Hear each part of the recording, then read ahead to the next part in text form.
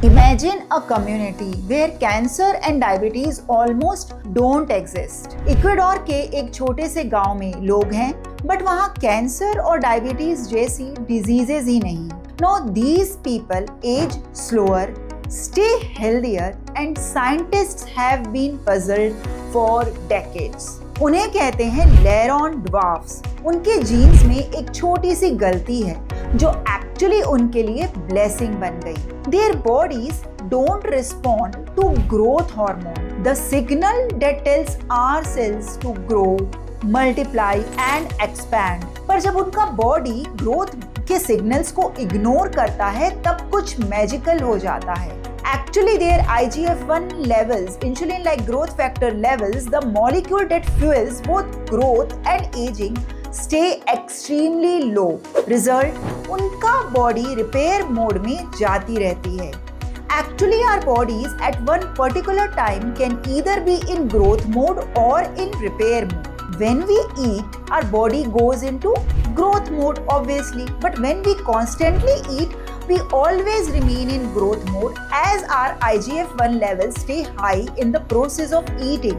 But when we fast, हम उपवास करते हैं, then our body goes into repair mode. In that pause, the body begins deep repair, recycling old cells, clearing damaged ones and rebuilding fresh ones.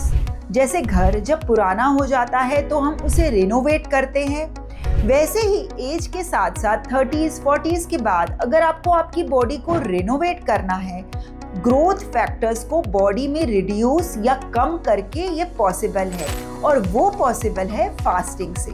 Women में main के comparison में growth factors IGF-1 levels कम होते हैं, इसीलिए main के comparison में उनकी height कम होती है, बट इसीलिए average women as compare to average men ज्यादा लंबा जीती हैं।